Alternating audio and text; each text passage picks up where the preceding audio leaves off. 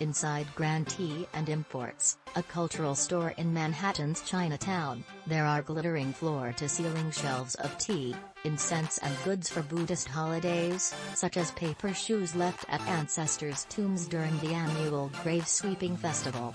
We usually sell this at $3.99. It's increased a little to $6 now, says Alice Liu, a second-generation owner of Grand Tea and Imports. Though inflation is touching every part of the economy, it has created a particularly difficult puzzle for businesses in Chinatown.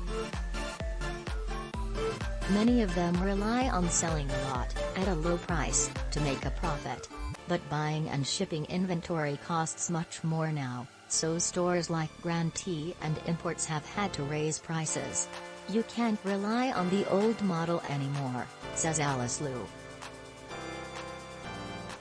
The store has had to put up a sign by the register telling customers it can't offer discounts or negotiate on prices anymore, because the cost of doing business is just too high. Part of the challenge for the neighborhood's businesses is that many of them source their products from Asia. COVID-19 lockdowns and closed ports there are limiting supplies and delaying shipments, which increases prices. Liu says she's found creative ways to obtain inventory, such as asking her sister, Karen, to bring suitcases of tea and incense from Hong Kong when she visits. It's just more reliable, because you know when Karen will come and when she'll arrive. Whereas like with the mail, we mailed a bunch of tea from China a month and a half ago, and we're still waiting for it. Liu says what's especially frustrating is that supply is so hard to get, just as demand has finally started to return.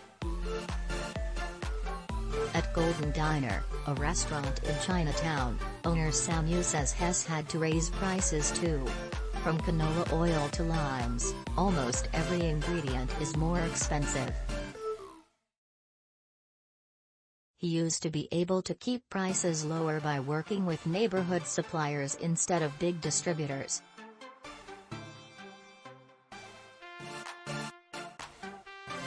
But those suppliers have limited inventory now, so their prices went up. Those competitive advantages don't exist anymore because they need to make their ends meet, Yu says. Even though businesses in Chinatown are navigating an international economic puzzle, many still feel guilty about raising prices. Chinatown's median income is about $34,000.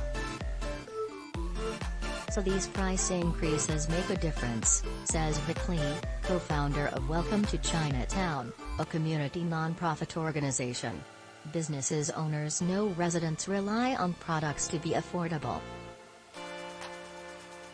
But Lee says inflation on goods isn't the only thing putting pressure on prices. Rents and labor costs are going up too.